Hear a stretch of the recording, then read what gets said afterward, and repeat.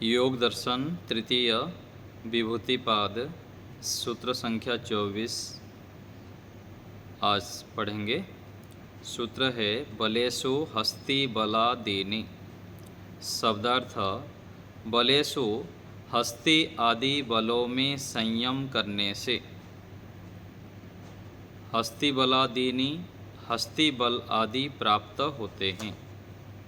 सूत्रार्थ है हाथी आदि के बलों में संयम करने से हाथी आदि के बल की भांति अधिक बल की प्राप्ति होती है। यहाँ हम देखते हैं व्यक्ति जिस क्षेत्र में पुरुषार्थ करना चाहता है अथवा जो प्राप्त करना चाहता है उसकी ओर आगे बढ़ जाता है और उससे संबंधित वह क्रियाएं करते हैं। और ऐसे भी करना भी चाहिए।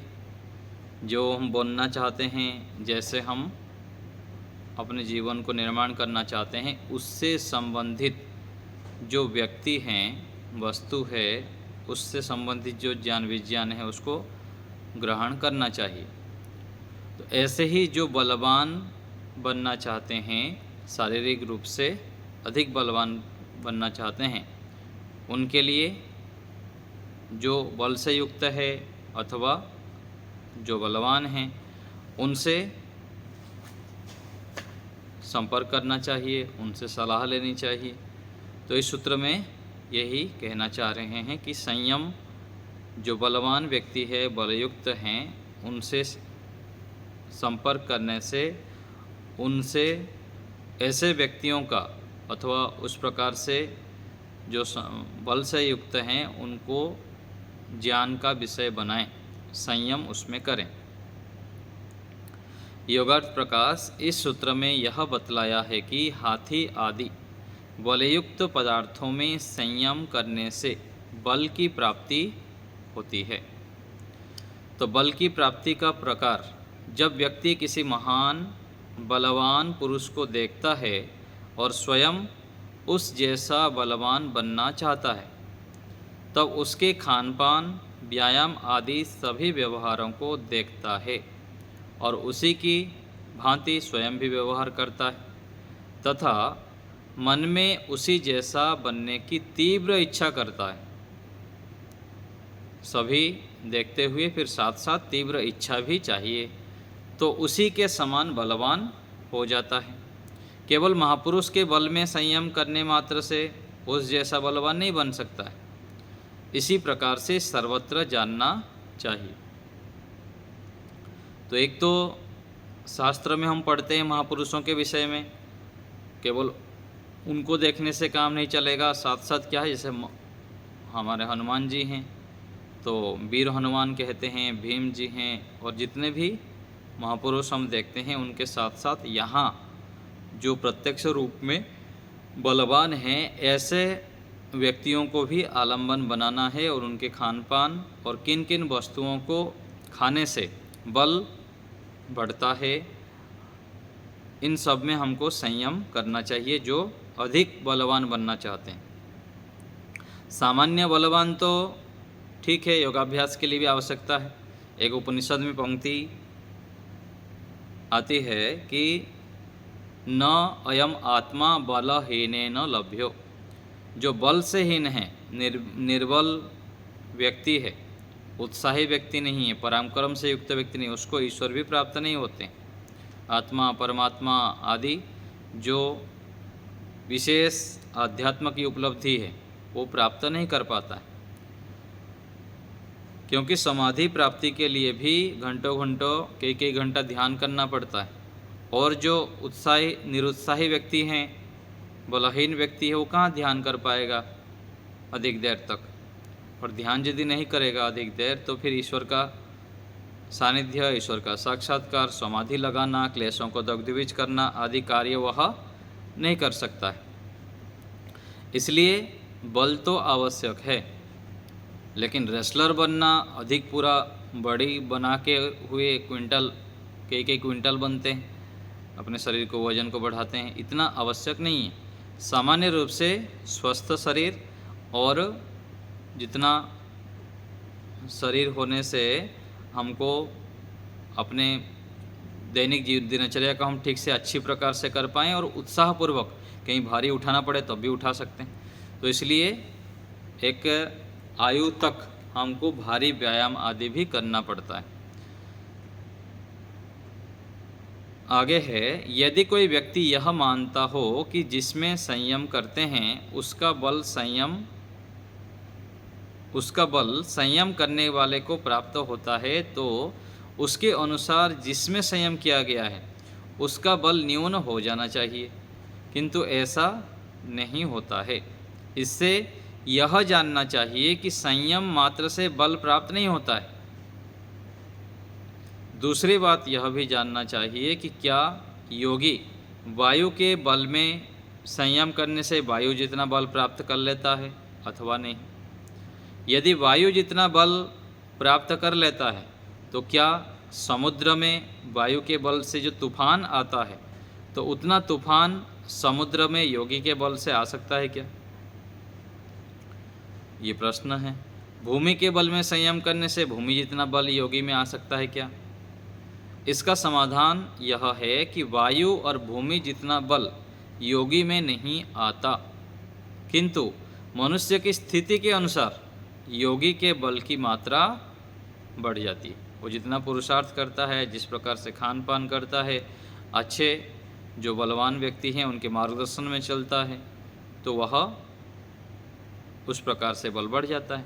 इसलिए बलशाली पदार्थों के बल को देखकर बल के साधनों का अनुष्ठान करने से योगी का बल बढ़ जाता है। तो संयम करना और साथ साथ खान पान आदि का ध्यान रखना पड़ता है। बल बढ़ाने के लिए जो आजकल जिम आदि जाते हैं अथवा भारी चीज़ें उठाते हैं, वो भी कई बार हानिकारक हो जाता है। जो बड़े बड़े रेसलर होते हैं, जो कुश्ती आदि करते हैं, बाद में देखा जाता है उनका घुटना दर्द हो जाता है, कमर में भयंकर समस्या हो जाती है। तो सामान्य जो आसन आदि बताया गया अथवा भारतीय दंड बैठक आदि बताया गया, उसको करने से व्यक्ति संतुलित अपने शरीर को बना पाता है। और साथ साथ प्राणायाम आदि का भी अभ्यास करना पड़ता है। तो संतुलित रूप में शरीर को यदि हम विकास करते हैं तो वह लाभकारक होता है। केवल जिम जाने के बड़ा बड़ा हमारा जो भारी लोहे आदि उठाते हैं उससे हानि होती है। इसलिए बल प्राकृतिक उपाय से जितने से हमारा शरीर स्वस्थ रहे, जीवन निर्वाह ठीक से हो, उतना ही बढ़ाना चाहिए, नहीं तो फिर हानि उठा लेंगे। तो बल भी चाहिए। विशेषकर योगाभ्यासी व्यक्ति को भी व्यायाम प्राणायाम आदि करना चाहिए, आसनों का भी अनुष्ठान करना चाहिए, नहीं तो फिर उत्साहित नहीं रहेंगे, स्वस्थ नहीं रहेंगे। पहले भी मैं बताया हूँ बार बार कि साधक व्यक्ति क्या करते हैं, केवल आँख बंद करके बैठ जाते हैं घंटे घंटों, फिर ना व्यायाम करते हैं, ना आसनों का अनुष्ठान करते हैं, ना भ्रमण करते हैं। उसके कारण फिर रोग आदि व्याधि से युक्त हो जाते हैं। और फिर लोग बोलेंगे ये योगी व्यक्ति है, ये साधक व्यक्ति है, फिर भी क्यों बीमार पड़ते हैं। कई सारे कारण होते हैं बीमार होने में, लेकिन अपने ओर से हमको सावधानी रखनी चाहिए। कई बार ऐसे होता है, जैसे कुछ सन्यासी हैं हमारे सामने, तो उन लोग को क्या हुआ, जो गुरुकुल परंपरा में पहले रहे हैं, तो 5 साल 10 साल तक क्या है, उनको खाने को भी नहीं मिलता था ठीक से। जैसे कालवा आदि गुरुकुल है, पहले हम जैसे सुनते हैं, वहाँ पर दाल जो बनता था, दाल के अंदर डुबकी लगाओ तो दाल मिलता था, इतना पानी पानी डाल होते थे। अथवा पौष्टिक खाना नहीं मिलता था उस समय, बहुत अधिक भिक्षा मांग के लाना पड़ता था, जो जैसे दे दिया वैसे ही खाना पड़ता था। तो ऐसे स्थिति में जो गुजर के आया है, तो उस समय ध्यान नहीं रख पाया उतना अपने शरीर को। अथवा कई बार जो योगी व्यक्ति हैं, साधक व्यक्ति है, तपस्या के नाम पर अज्ञानतापूर्वक अधिक उपवास आदि कर लेते हैं। उसके कारण भी आगे चलकर जो आदर्श बन जाते हैं, उस समय रोग से युक्त हो जाते हैं। और जब वो घर छोड़ के आते हैं, घर छोड़ के जब आते हैं, उससे पहले मान लीजिए 25 साल की उम्र में कोई घर छोड़ के आया, 25 साल तक उसका खान पान ठीक नहीं था, या तो कुपोषण के शिकार रहा घर में, अच्छे खान पान नहीं किया अथवा सात्विक खान पान नहीं किया, बाह्य जैसे खान पान करते वो किया हुआ है, तो उसका भी कारण होता है। माता पिता जेनेटिक रूप में भी बहुत सारे रोग आ जाते हैं, ये भी कारण बनते हैं। तो कई सारे कारणों से व्यक्ति रोगी हो सकता है। और कई बार फूड पॉइजनिंग भी हो जाता है। हम तो स्वयं भोजन बना के खाते नहीं हैं, जहाँ जाते हैं कहीं भी खा लेते हैं, खाना पड़ता है। तो कैसे तेल मसाला बनाता है, किस प्रकार से शुद्धता का ध्यान रखता है, वो तो हम देखते नहीं। और विशेषकर जो आचार्य सन्यासी आदि होते हैं, वो अधिकांश किसी घर में भी कैसे भी खाना हो जाता है प्रचार में जब जाते हैं। तो कई कारणों से रोगी हो सकता है, लेकिन अपने ओर से हमको सतर्क, सावधान आदि रहना चाहिए। व्यायाम, प्राणायाम, ध्यान और खान पान को ध्यान रखना चाहिए। तो ऐसे करने से हम बलवान बनते हैं, शरीर को स्वस्थ रख पाते हैं। आगे सूत्र है प्रवृत्त्या लोक न्यासात सूक्ष्म व्यवहित विप्रकृष्ट ज्ञानम। सूत्र 25 देखिए, शब्दार्थ। प्रवृत्ति आलोक न्यासात, प्रवृत्ति के प्रकाश को सूक्ष्म, व्यवहित और दूरस्थ वस्तुओं में लगाने से सूक्ष्म, व्यवधान युक्त तथा सुदूरस्थ वस्तुओं का ज्ञान हो जाता है। सूत्रार्थ। मन की ज्योतिष्मती प्रवृत्ति के आलोक में संयम करके उस आलोक को सूक्ष्म आवरण युक्त तथा दूर वाली वस्तुओं में लगाने से उन सूक्ष्म आदि वस्तुओं का ज्ञान हो जाता है। योगार्थ प्रकाश। इस सूत्र में प्रवृत्ति के आलोक के प्रयोग से 3 सिद्धियां मानी। योग दर्शन के प्रथम पाद के 36वें सूत्र में मन की ज्योतिष्मती प्रवृत्ति कही है। उसका जो प्रकाश है, योगी उस प्रकाश को सूक्ष्म, व्यवहित और दूर के पदार्थों में डाल करके उनके स्वरूप को जान लेता है। तो सत्वगुण प्रकाशशील है और ज्योतिष्मती प्रवृत्ति भी सात्विक है। उसके माध्यम से जीवात्मा अपने स्वरूप को और अन्य अनेक सूक्ष्म विषयों को जानने में सफल हो जाता है। परंतु परोक्ष पदार्थों को और अति दूर के पदार्थों को कैसे जानता है, यह प्रयोग पूर्वक नहीं देखा गया है। तो ज्योतिष्मती प्रवृत्ति क्या है? सत्वगुण से युक्त चित्त।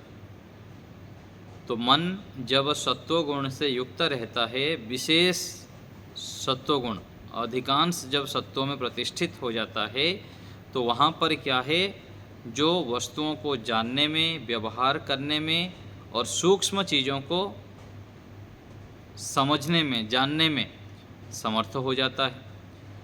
और जो दूर में पदार्थ रहता है और व्यवधान में रहता है, उसको कैसे जानता है, ये प्रयोग करके देखने योग्य है। कई सारी चीज़ तो अनुमान के आधार पर और पढ़ा सुना जो विषय होता है उसके आधार पर जान लेता है, लेकिन प्रत्यक्ष विषय का तो वो जान ही लेता है। सात्विक प्रवृत्ति से योगाभ्यासी अपनी चित्त के सूक्ष्म वृत्तियों को जानने में सफल हो जाता है। यह प्रत्यक्ष रूप में देखा जाता है।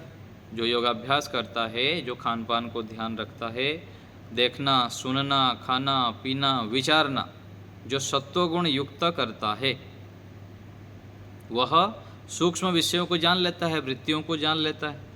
मन में हमारा कई सारे विचार चलता रहता है, व्यक्ति को तो कुछ पता ही नहीं लगता, कुछ भी विचार कर लेता है बैठ के।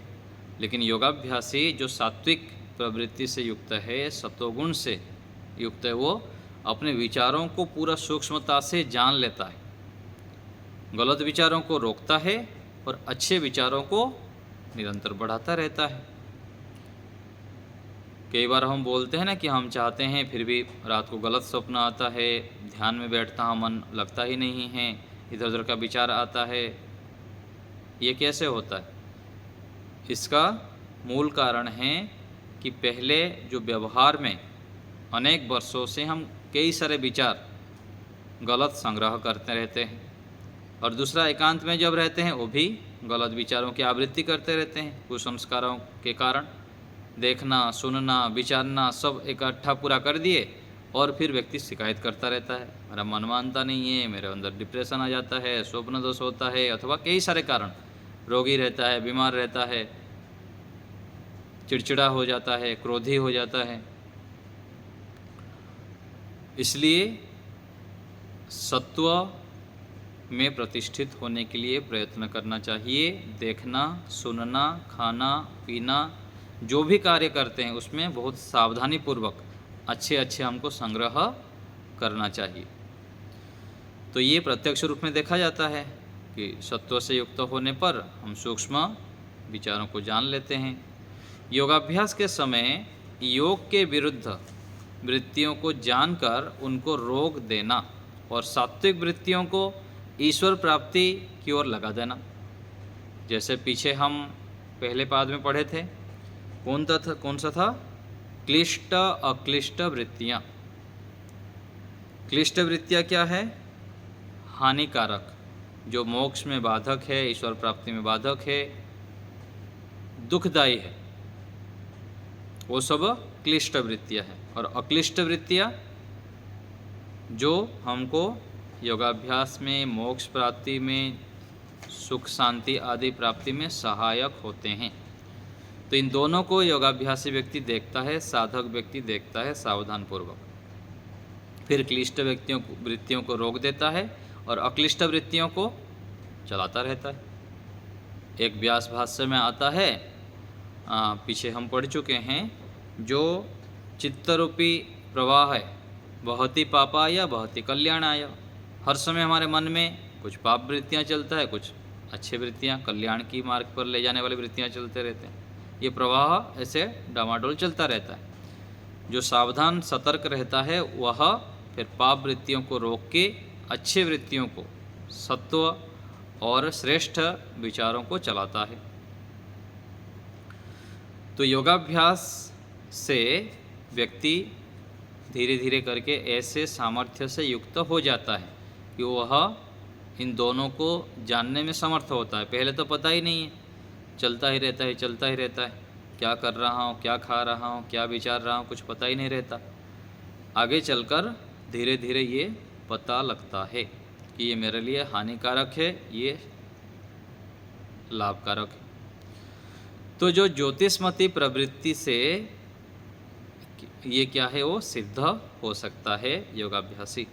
ज्योतिषमती प्रवृत्ति के प्रकाश को डालकर योगी भूगर्भ में विद्यमान व्यवहित पदार्थों को और हजारों मील दूर के पदार्थों को कैसे जानता है, ये विचारणीय है।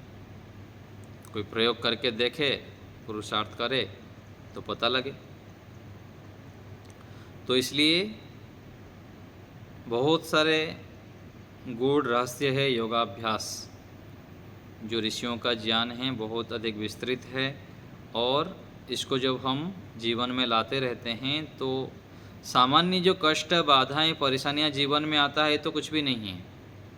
जैसे बोलते हैं ना, फूंक मार के हटा देना, ऐसे होता है। केवल हमको प्रैक्टिकली रूप में, क्रियात्मक रूप में निरंतर रूप से करना होता है। करेंगे नहीं तो मिलेगा नहीं, और करते रहेंगे निरंतर तो धीरे धीरे करके ये जो भी कठिनाइयाँ, बाधाएँ हैं वो तो सब हट ही जाता है। कितने बड़े बड़े उपलब्धियाँ मिलते हैं जो कि हम कल्पना भी नहीं कर सकते हैं। इतना ऋषियों का ज्ञान, विज्ञान सब हमारे पास उपलब्ध आज है। बहुत सारा तो विलुप्त हो ही गया, हमारे शास्त्रों को जला दिए, बहुत सारे लुप्त हो गया। आज जितने हमारे पास वेद, दर्शन, उपनिषद आदि ऋषियों के ग्रंथ उपलब्ध है, और ऋषि दयानंद जी के जितने साहित्य है उसको व्यक्ति पढ़ ले तो अब भी कल्याण हो जाए। सत्यात प्रकाश है, ऋग्वेदी भाष्य भूमिका है, आर्याभिविनय हैं, महर्षि दयानंद जी के जीवनी हैं, और वेद भाष्य है। तो कई बार लोग पूछते हैं ना कि संस्कृत पढ़ना अनिवार्य है क्या? अनिवार्य तो है, लेकिन कोई व्यक्ति यदि विशेष श्रद्धावान होकर पुरुषार्थ करते हुए ऋषि दयानंद जी के ग्रंथों को ही पढ़ ले तब भी उसका कल्याण हो जाए। इतने सारे जो ऋषि दयानंद जी के ग्रंथ उपलब्ध है, वेद भाष्य उपलब्ध है। तो इसलिए हमारे पास जितनी आयु है, बड़ी आयु में भी वह हिंदी भाष्य आदि पढ़ के, ऋषि दयानंद जी के ग्रंथों को पढ़ के उसके ऊपर बार बार विचार करें, मनन करें और दिन भर ईश्वर प्रणिधान आदि का अभ्यास करें, खान पान का ध्यान रखें। ऐसे करने से हम बिना संस्कृत पढ़े भी, गुरुकुल में जाए भी बहुत अधिक अपने संस्कारों को बना सकते हैं। मोक्ष की प्राप्ति करना, क्लेशों को दग्धीभूत करना, वो तो बहुत लंबी प्रक्रिया है। उसके लिए तो विशेष साहित्यों को पढ़ना, संस्कृत वाङ्मय को पढ़ना अनिवार्य हो जाता है।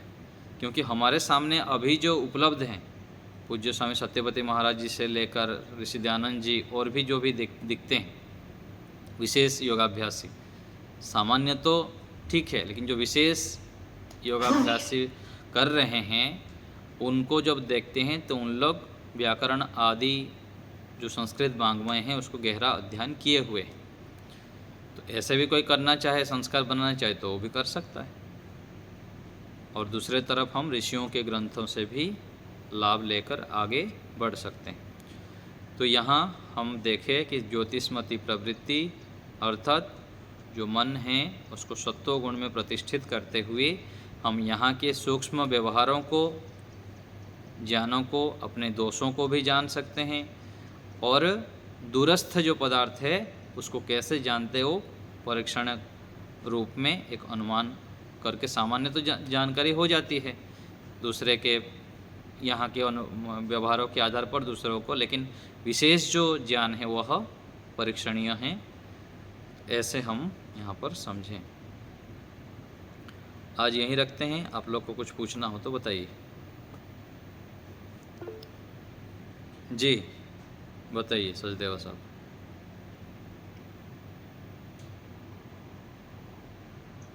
आचार्य जी नमस्ते। नमस्ते जी। कुछ समय पूर्व मैंने एक योगाचार्य के शिविर में योग निद्रा का अभ्यास किया था। जी जी। तो वो बताते थे अंगों को कैसे शिथिल करते हुए शरीर जो है वो आपका यहीं रह जाता है और आप हल्का महसूस करते हैं। जी। हल्का महसूस का मतलब आत्मा उस शरीर को ज़्यादा महत्व नहीं देता, तो वो आप हल्का ही महसूस करेंगे। जी जी। जैसे आपको दर्द होता है तो आत्मा महसूस करती है, जब शरीर को आपने शिथिल कर दिया तो आप हल्का महसूस करते हैं। तो लोग जो कहते हैं कि योगी जो है वो इतना हल्का हो जाता है कि वो हवा में उड़ने लगता है, तो वो हवा में शरीर नहीं उड़ता है। योगी स्वयं हल्का होकर ऊपर जो है महसूस करता है कि मैं ऊपर की तरफ। हाँ जी, हाँ जी, तो मैंने भी ऐसे महसूस किया। बिल्कुल सही बात है। ये जो, हाँ, ये जो आप बात बता रहे हैं ना, जैसे वहाँ पर भी आता है ना कि कौन सा आया कि आत्मवत हो जाता है, जो आता है ना आत्मस्तोस्मि, जो एक में आता है तो कि मैं परमात्मावत हो गया। जो वहाँ पर एक प्रकरण आता है कि व्यक्ति जब योगाभ्यास करता है, विशेष समाधि की स्थिति में चले तो परमात्मा में निमग्न हो जाता है, तो वहाँ पर भी अपने आप को परमात्मावत वो अनुभव करता है ना। तो ऐसे ही यहाँ पर जो आप बता रहे हैं कि जब व्यक्ति सत्वगुण में युक्त रहता है, खान पान ठीक करता है, लंबे समय तक योगाभ्यास करता है और साथ साथ शरीर को स्वस्थ रखता है, फिर ये जो योग निद्रा हम करते हैं, शवासन करते हैं, तो उसमें धीरे धीरे करके मानसिक स्थिति ऐसे हो जाता है कि व्यक्ति पूरा हल्का हो जाता है, शरीर भी शिथिल हो जाते हैं और उसको बहुत अधिक मतलब प्रसन्नता और स्वस्थ अनुभव करता है। ऐसा ही है ये, ठीक है। और मैं कुछ कहना चाहता हूँ। हाँ जी। जैसे आज हमने हाथी का बल ये आज पढ़ा और इससे पहले भी हम कई ये पढ़ चुके हैं। तो मैं यही कहूँगा कि योगी जो है वो अपने लिए महसूस करता है, जिसमें वो अपने विचारों को जो है वो उठाएगा, वही विचार उसके सफल होते हैं। हाँ बिल्कुल। तो जो कहा है योगी की मति योगी जाने, तो योगी को केवल योगी ही जान सकता है, हम लोग नहीं जान सकते। बिल्कुल। तो लोग जो कहते हैं कि ये ऐसे ही झूठ है, तो भाई वो उसमें इतना बल आ गया, तो ये सब मैं तो समझता हूँ कि योगी को योगी ही जान सकता है, हम लोग नहीं जान सकते।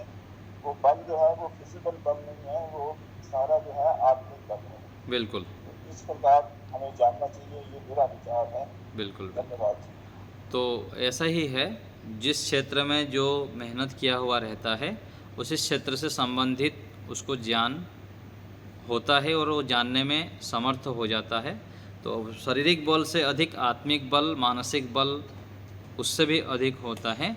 इसलिए शारीरिक बल तो होना ही चाहिए, लेकिन योगाभ्यास से व्यक्ति आत्मिक बल से युक्त हो जाता है, लाखों करोड़ों व्यक्तियों के नेतृत्व करने में वो समर्थ हो जाता है। जिसके पास उसके एक आवाज़ में अच्छे कार्य के लिए जब लाखों व्यक्ति खड़े हो जाते तो ये क्या है, ये भी तो एक बल है, और दूसरा है केवल एक शारीरिक बल है। तो इस प्रकार से हमें समझना चाहिए। शुभम जी बताइए। नमस्ते आचार्य जी। आचार्य जी, मेरा प्रश्न शारीरिक बल से संबंधित है कि मैंने महर्षि जी की जीवनी पढ़ी थी, योगी का आत्मचरित्र। उसमें महर्षि जी की जो साधना के विषय में आया था कि 2-2 महीने भी वो मतलब भूख प्यास को मतलब उनका कंट्रोल था, उसमें सिद्धि प्राप्त थी, और फिर भी उनका शारीरिक बल बहुत अधिक था। तो इस विषय में जानना चाहता हूँ किस प्रकार से मतलब होता था। वो तो प्रसंग देखिए, मान लीजिए कि 2 महीना कोई रहा, शारीरिक बल है तो उसके बाद फिर बढ़ जाएगा ना। 2 महीना मान लीजिए रहते हैं भी अभ्यास करते करते, तो जो जिसका जेनेटिक रूप में है अथवा अपने मेहनत से वो बनाया हुआ है शरीर, तो फिर से होने में समय नहीं लगता है। जैसे मैं हूँ अपना, मेरा जेनेटिक रूप में माता पिता आदि मोटापा रहा है, लेकिन मैं लंबे समय तक करते हुए अभी मेरा शरीर को मैं नियंत्रण रखा हूँ। अभी मैं मोटे होना चाहूँगा, है ना, खा पी के पड़ा रहूँगा, व्यायाम प्राणायाम नहीं करूँगा तो भी मोटे होने में थोड़े समय कहाँ लगेगा, है ना। तो जिसका पीछे से रहता है सपोर्ट, आगे भी कई बार लोग बना लेते हैं, मतलब बना भी दिया शरीर एक बार, तो फिर से यदि वो कमजोर कर देता है, फिर से पुनः बनने में समय नहीं लगता है। तो ऋषि दयानंद जी पुरुषार्थ से अपना शरीर उनका था मजबूत, और उपवास के बाद फिर से बन जाएगा, और उपवास करने से पूरा एक सर कमजोर हो जाएगा ऐसा भी तो नहीं है ना। आचार्य जी, और एक डिफरेंट क्वेश्चन ये था कि जो सन्यासी होते हैं उनका एक स्थान मतलब घूमने, एक ही स्थान पे बैठे रहने का होता है या फिर सब जगह? क्योंकि हमारे यहाँ एक गुरु जी स्वामी सर्वानंद जी आते थे जी, वो सब जगह घूमते थे, भ्रमण करते थे और जंगलों में भी रहते थे।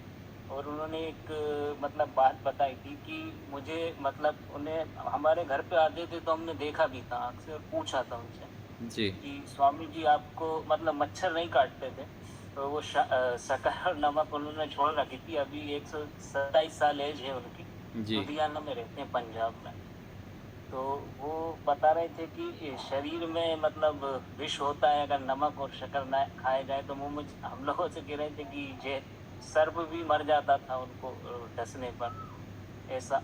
वो तो इस विषय में हाँ, वो तो परीक्षणीय है, लेकिन जो विषय क्या आया था एक जगह, हाँ एक जगह सन्यासी के विषय में ऐसा है कि जिससे अधिक से अधिक लोगों को लाभ हो, भ्रमण करने से अधिक लाभ हो रहा है तो भ्रमण करें, एक जगह पर रहने से यदि संसार का उपकार अधिक हो पा रहा है तो वो भी करें। तो ऐसे दोनों आता है सन्यासी के लिए वर्णन। और तीसरा जो नमक आदि है, जो व्यक्ति व्यायाम प्राणायाम आदि नियमित करता है और खान पान को ध्यान रखता है, मच्छर इसलिए बैठते हैं कि कई बार शरीर में जो है हमारे विजातीय तत्व होने के कारण, गंदगी के कारण बैठते हैं। यही ऐसे सुनने में आता है, इसे प्राकृतिक चिकित्सा कर देते हैं। एक स्वामी जी हमारे बता रहे थे 3-4 महीने तक मच्छर बैठते ही नहीं थे, फिर धीरे धीरे करके उसका जो शोधन का ये समाप्त हो गया, उसकी जो था, तो उसके बाद फिर बैठते हैं। तो ऐसे भी हो सकता है, कोई असंभव आचार्य नहीं। जी, किंतु हमारे यहाँ कोई प्राकृतिक चिकित्सा तो नहीं थी वैसे, लेकिन और मतलब और भी कई मतलब उनके 126 साल की एज में भी मतलब वो पेपर पढ़ते थे बिना उसके। हाँ और नहीं, वो बता आसन रहा हूँ में ना, वो अपने मतलब जीवन को संयमित किए हुए हैं, एक दिन में ऐसे नहीं होता है, कई जन्मों की तपस्या भी होती है और मतलब इसी जीवन में भी कर्म पे ही निर्भर करते थे इसी वो जीवन रोटी में भी वगैरह। व्यक्ति बहुत अधिक संयमित रहता है, ईश्वर प्रणिधान आदि करता है, परोपकार करता है, खान पान को ध्यान करता है, ध्यान रखता है, समय पर सो जाता है, समय पर उठता है, किसी के विषय में बुरा नहीं सोचता है। तो कई सारे तत्व बन के एक जीवन दिखाई देता है हमको। आज जो एक हम परिणाम देख रहे हैं, एक दिन में नहीं हुआ है, वो काफ़ी सालों से उनका जो पुरुषार्थ है, तपस्या है, उसके फलस्वरूप ये आज है। जी अच्छा। ठीक है ना, तो ऐसे पुरुषार्थ करे तो हो जाएगा, कोई भी बन सकता है ऐसे। धन्यवाद। सुदेशना माताजी। आचार्य जी नमस्ते। जी आचार्य जी, जब कोई बलवान व्यक्ति को ध्यान करेगा तो उसका अंदर बल आएगा, या योगी को ध्यान करेगा तो वो वैसे बनने का कोशिश करेगा। लेकिन ये जो हमारे जो पूर्वज वीर बंदा बैरागी, गुरु अर्जुन देव, ये लोग में इतना आत्मशक्ति कैसा आया था? उन लोग को गरम तावे पर बैठा दिए और उनके खाल उतार दिए, तब भी वो इतना निश्चिंत से बैठे कैसे थे? समय समय पर यहाँ पर विशेष आत्माएं आते हैं, और आज भी जितने हम देख रहे हैं, आज भी बहुत सारे ऐसे आत्माएं हैं। एक व्यक्ति है, अपना ही संभाल नहीं पाता है, दुखी, हताश, निराश, परेशान रहता है। एक व्यक्ति है, दूसरे को परेशान करता रहता है। और एक व्यक्ति है, लाखों व्यक्ति को मार्गदर्शन करता है, लाखों व्यक्तियों को समस्याओं का समाधान कर देता है। उसके कारण हजारों, लाखों, करोड़ों व्यक्तियों के जीवन बदल जाता है। तो ऐसे भी तो आत्माएं हैं। तो ऐसे उन लोग भी कितने जन्मों की जो तपस्या के कारण उनके अंदर ऐसे सामर्थ्य था, और उस परिस्थिति में उन लोग जन्म हुए और ऐसे ऐसे सहन कर लिए। जितने भी हमारे क्रांतिकारी हैं, जितने महापुरुष हैं, वो है।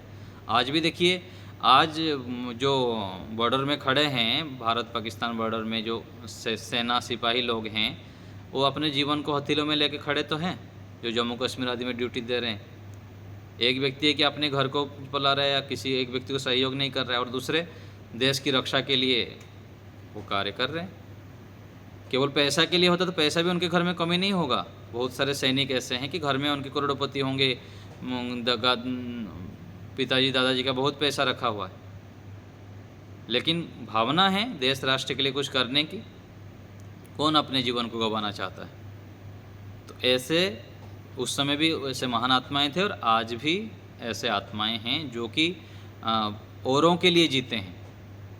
एक भजन आता है ना, आप लोग कभी सुने होंगे, औरों के हित में जो जीता है उसका जीवन उस प्रकार से है। तो हमारा जीवन ऐसे होना चाहिए। ठीक है ना। तो ऐसे ऐसे महान आत्माएं यहाँ पर आते हैं, स्वयं के जीवन को संकट में डालकर देश राष्ट्र के वो हित पहुँचाना चाहते हैं, उनको सुख देना चाहते हैं। तो ऐसे भी उन लोग ऐसी ही आत्माएं थे। ठीक है माता जी। अच्छा जी, क्षत्रिय में ज्यादा सहन शक्ति होता है क्या?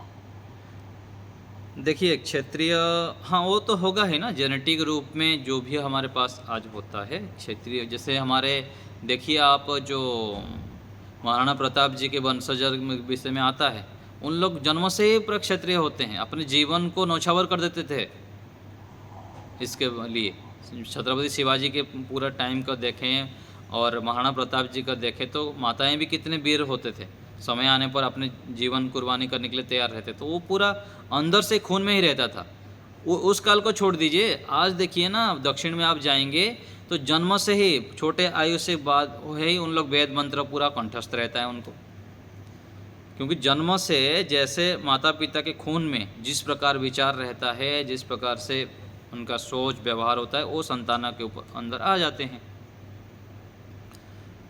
तो वो भी ऐसे ही रहता था, क्षत्रिय को भी ऐसे ही रहता था, ब्राह्मणों को भी ऐसे ही रहता था। आज तो सब वर्ण संकर हो गया, माता पिता संयमित नहीं रहते हैं, खान पान ठीक नहीं है, और बहुत प्रकार से हमारे भारतीय संस्कृति को बदनाम करने के लिए और दिशा भ्रमित करने के लिए षड्यंत्र भी चल रहा है। देखिए सारे फिल्म जगत में क्या कर रहे हैं, सारे उर्दू भाषा घुसा रखे हैं, और कितने सारे सिगरेट पी रहे हैं, नशा कर रहे हैं, और कई सारे ये क्या कर रहे हैं, सास बहू के सीरियल है, क्राइम फाइल है, इन सब दिखाते दिखाते हमारी संस्कृति को बर्बाद करने के लिए इतने भयंकर षड्यंत्र चल रहे हैं, हम कल्पना नहीं कर सकते हैं। न्यूज़ मीडिया इसके माध्यम से तो हमको थोड़ा बहुत पता लगता है। तो इसलिए बहुत जागरूक होके अपनी संस्कृति को बचाने के लिए हमको पुरुषार्थ करना पड़ेगा। और सबसे पहले स्वयं को योगाभ्यासी बनाना पड़ेगा और विशेष अपने ऊपर मेहनत करना पड़ेगा। ठीक है ना। तो जन्म से इस प्रकार से संस्कार रहता था। ब्राह्मण के जो संतानें होते थे ब्राह्मण के कार्य करते थे, उस प्रकार से दिव्य उनको संस्कार दिया जाता था, और क्षत्रिय भी उस प्रकार से देते थे। तो लेकिन ये सब जो वर्ण व्यवस्था है आज जो वैदिक हमारे पाठ्यक्रम ना होने से, गुरुकुलीय परंपरा ना होने से ये सब विकृत हो चुका है। और प्रमोद जी।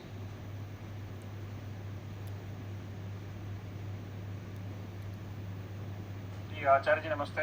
नमस्ते जी। आचार्य जी इसमें ये इसमें काफ़ी मंत्र में ये आया है कि संयम रखना है, जिसमें कि काफ़ी बोला कि हस्ती आदि पदों में संयम रखना। तो संयम रखने का क्या यहाँ पर संयम जो प्रकरण चल रहा है, धारणा, ध्यान और समाधि तीनों को एकत्र करके जब हम प्रयोग करते हैं उसको संयम कहते हैं। धारणा अर्थात कहीं पर केंद्रित होना, ठीक है, जैसे हम देशबंध चित्त से धारणा कहा गया ना, किसी देश विशेष में केंद्रित होना धारणा। और ध्यान का सूत्र क्या आया? ध्यान अर्थात तत्र प्रत्यय एकतानता, ज्ञान का निरंतर बना रहना क्या है? ध्यान है। और समाधि क्या है? समाधि को कहा गया कि अर्थमात्र निर्भासम, केवल अर्थ के ऊपर ही टिक जाना, ये समाधि है। धारणा, ध्यान और समाधि, तो ये मतलब विशेष पर यदि एक साथ कहा जाए तो एक में पूरा जब हम फोकस कर लेते हैं, उसी में ही डूब जाते हैं, तो फिर उससे संबंधित हमको ज्ञान होने लग जाता है। चाहे बल के ऊपर ले लीजिए, मित्रता के ऊपर आया जो मैत्रेय आदि सुबलानी कहा गया, तो मित्रता करने से क्या क्या लाभ होता है, उसके ऊपर हम संयम करते हैं, अर्थात उसमें टिका दिए पहले और उससे संबंधित ज्ञान को अर्जन किए, और उसमें फिर डूबते हुए फिर अर्थ के ऊपर जब हम जाते हैं, तीनों एक साथ जब करते हैं, ये संयम होता है। और इसी से फिर हमको उससे संबंधित ज्ञान हम प्राप्त करते हुए उससे हम फिर लाभ उठा लेते हैं, अपने में उसको ग्रहण कर लेते हैं। चाहे बल के ऊपर हो, मित्रता के ऊपर हो, चाहे समाधि ईश्वर के विषय में हो, चाहे भौतिक कोई भी विषय हो, ऐसे समझना चाहिए।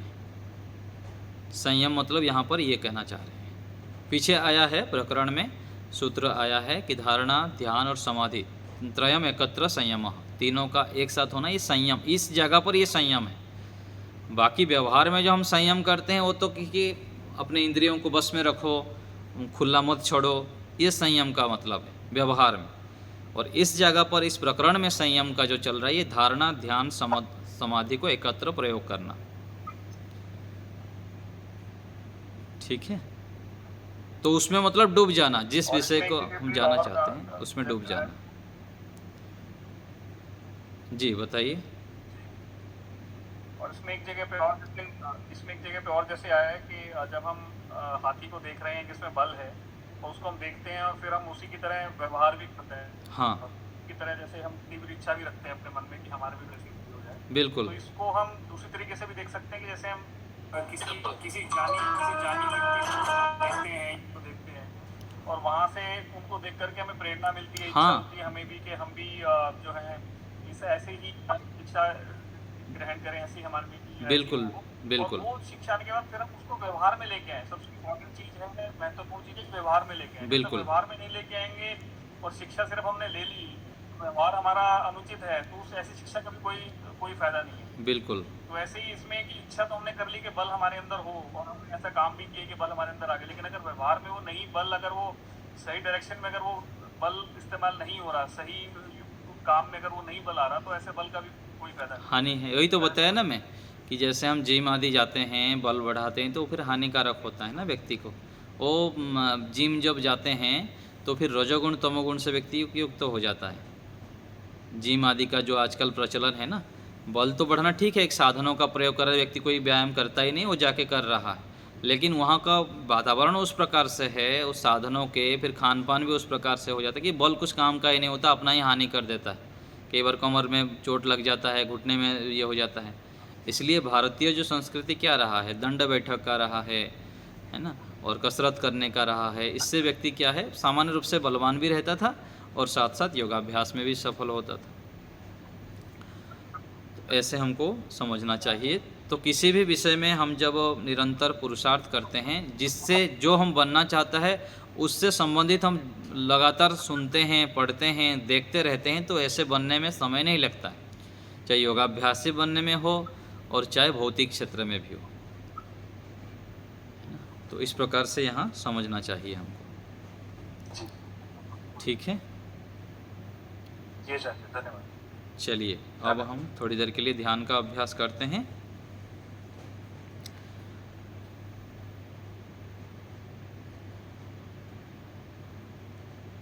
सीधा होके बैठ जाएंगे सभी लोग। थोड़े काल के लिए ईश्वर से संबंध जोड़ने का अभ्यास करेंगे।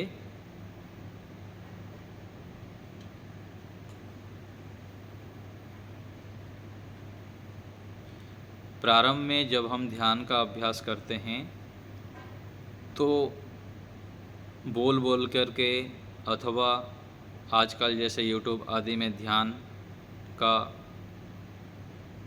प्रशिक्षण होता है, उससे भी सुन के जब हम अभ्यास करेंगे कुछ समय तक, तो इससे भी सहायता मिलती है। केवल आँख बंद करके बैठ जाने से प्रारंभिक काल में मन ही मन हम उच्चारण करना चाहेंगे तो नहीं हो पाता है। तो बोल बोल करके भी हम प्रारंभिक काल में ध्यान कर सकते हैं, जैसे ओम का उच्चारण करके, अथवा अर्थ विचार भी जब करते हैं तो बोल बोल कर करें। फिर धीरे धीरे करके हम मन से कर सकते हैं। कमर गर्दन सीधा रखेंगे, शरीर को बिल्कुल स्थिर करेंगे, हिलना डुलना संपूर्ण रूप से बंद। बाह्य कोई भी ध्वनि,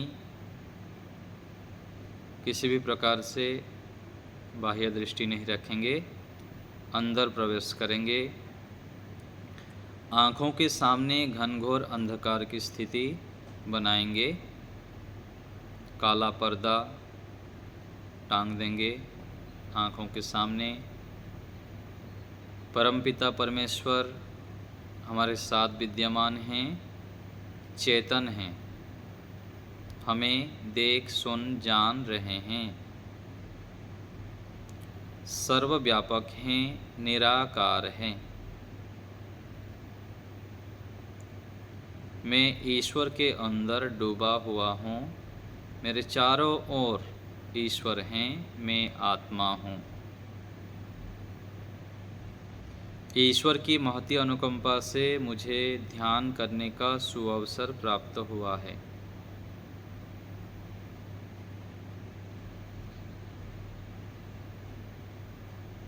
ईश्वर के सानिध्य को अनुभव करेंगे।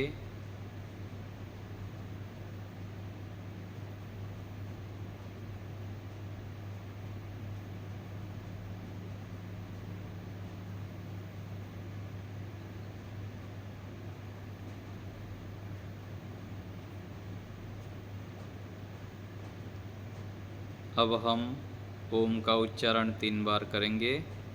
गहरी श्वास भरेंगे, लंबे स्वर से ओम का उच्चारण। मन में अर्थ विचार निरंतर रूप से चलता रहे, मन को खाली नहीं रखना है। जब हम आँख बंद रखते हैं, मन को अच्छे कार्य में लगाएंगे, ईश्वर विषयक चिंतन में लगाएंगे, तो कोई भी बाह्य वृत्ति नहीं आएंगे। श्वास भरें, ओम का उच्चारण करेंगे।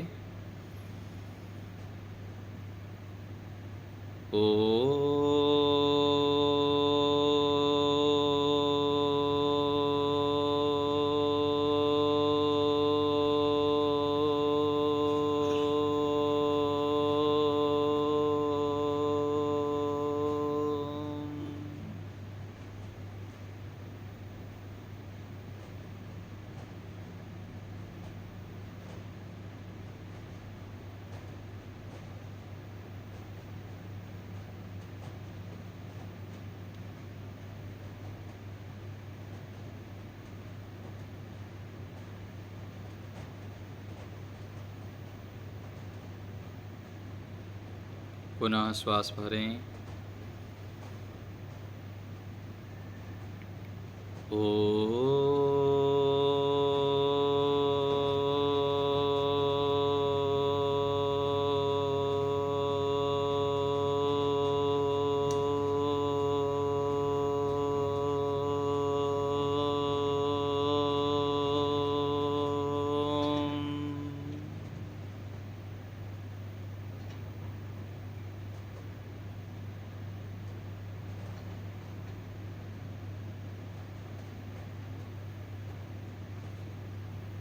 फिर से श्वास भरेंगे।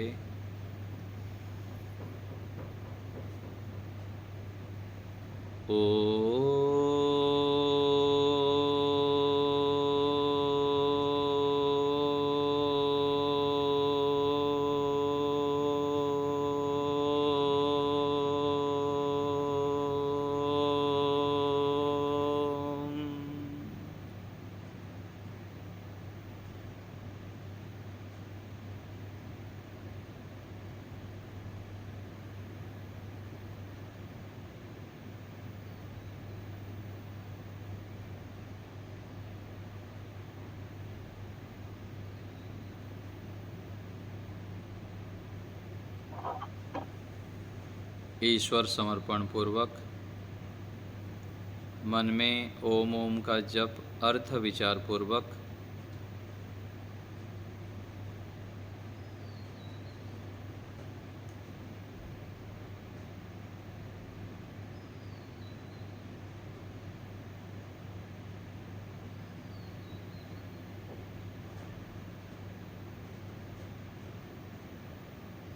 हे परमात्मा,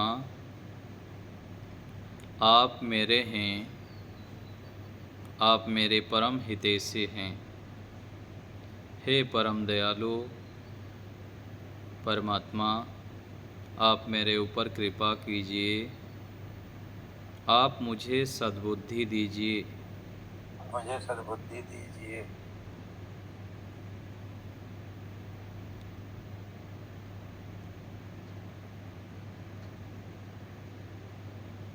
हे प्रभु, मेरे आप में अत्यंत प्रीति उत्पन्न हो। मैं आपके प्रिय बन जाऊं।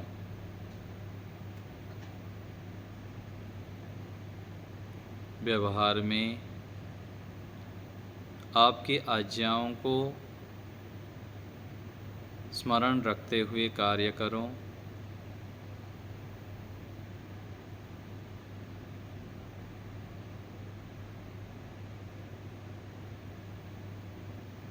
और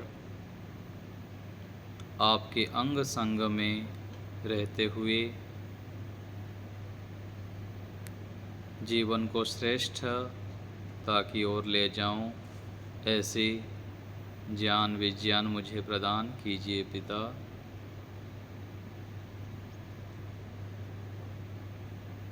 हे परमपिता, आप महान हैं।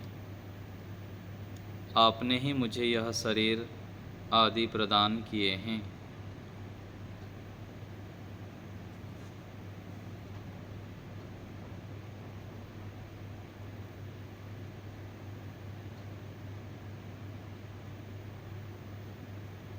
ओम ओम का जप मन ही मन करेंगे, शांत होते हुए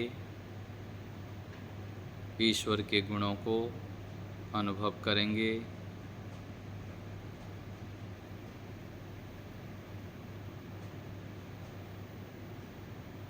मैं आत्मा, मेरे परमात्मा।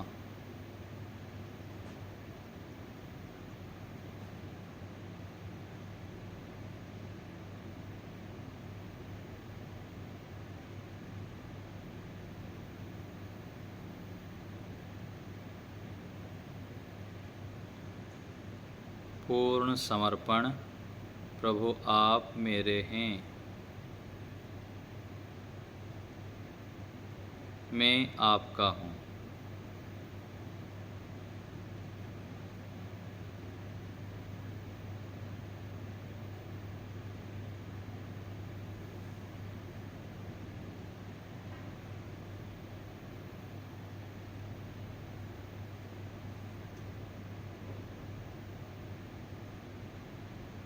एक महान सत्ता के सानिध्य में मैं बैठा हूँ अभी, उनके अंदर डुबकी लगा रहा हूँ।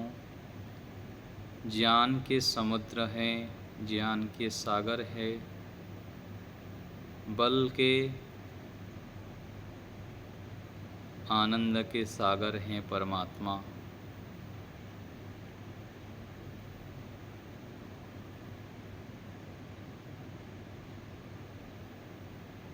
संयोरभिस्रवन्तु नः,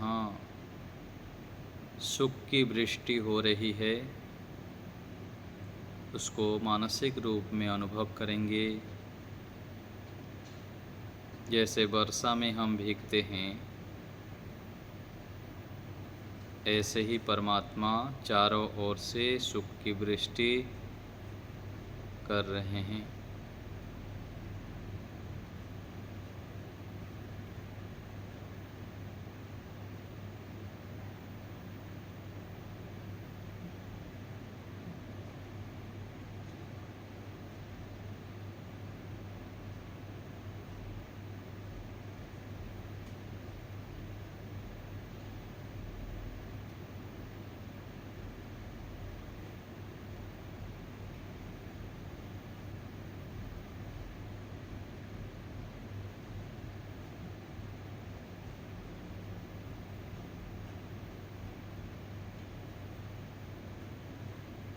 सतर्क सावधान होते हुए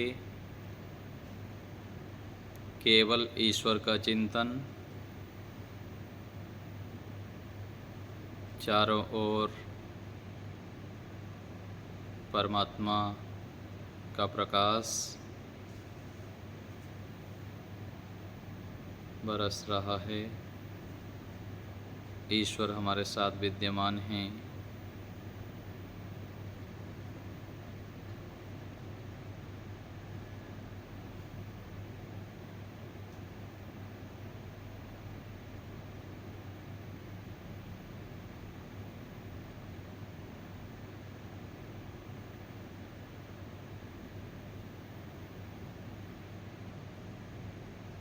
ईश्वर हमारे परम हितैषी हैं। यह भाव कि प्रभु आप ही मेरे हितैषी हैं, आप मेरे हैं,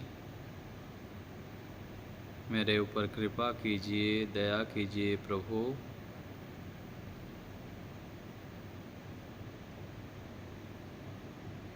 मैं क्या हूँ, राह मेरी क्या है, यह सत्य सदा में समझ सकूं।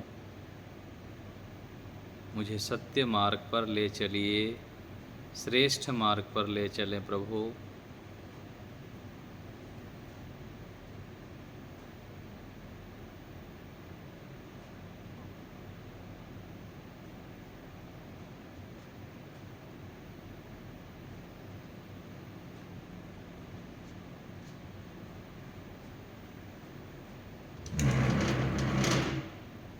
अब हम पुनः 3 बार ओम का उच्चारण करेंगे। श्वास भरेंगे, श्रद्धा समर्पण बनाए रखते हुए ओम का उच्चारण करेंगे। श्वास भरें,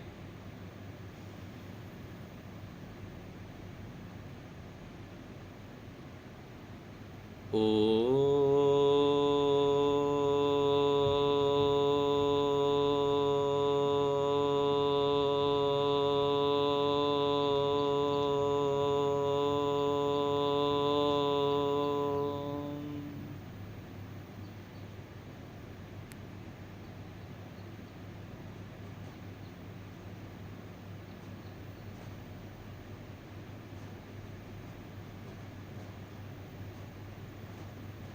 फिर से श्वास भरेंगे,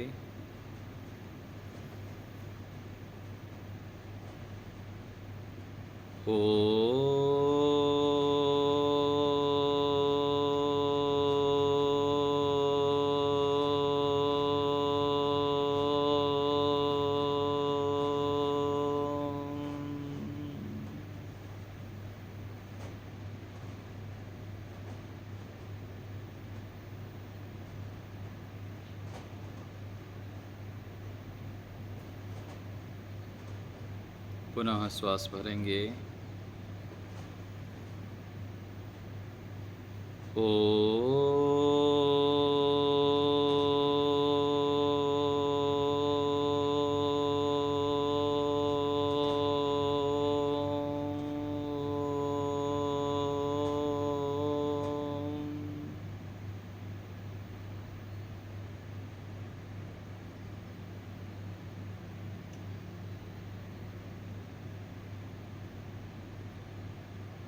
विराम की ओर चलते हैं।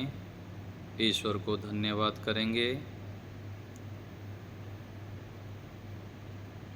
आचार्य, आपको ये वाली रिकॉर्डिंग मिल सकती है? ईश्वर को धन्यवाद करेंगे मन ही मन। हे परमात्मा, आपके दिए साधनों से, सामर्थ्य से और साधन, सामर्थ्य और अवसर से मैं यह आंतरिक कार्य कर पाया, आपके सानिध्य को अनुभव कर पाया। हे परमपिता, मुझे ऐसे ज्ञान दें, मैं नित्य प्रति आपके सानिध्य में बैठूं, आपका ध्यान करूं, आपकी ओर निरंतर रूप से बढ़ता रहूं। ऐसी कृपा मेरे ऊपर बनाए रखें प्रभु। आपका बहुत बहुत धन्यवाद। परमात्मा के चरणों में नतमस्तक होते हुए कृतज्ञता भाव प्रकट करेंगे, धन्यवाद करेंगे।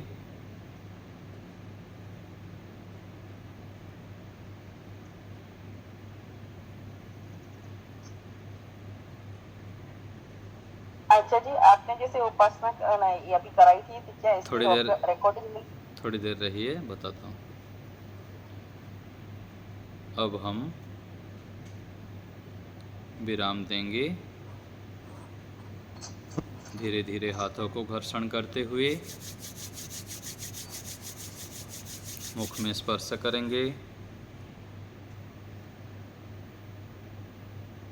धीरे धीरे पलक झपकते हुए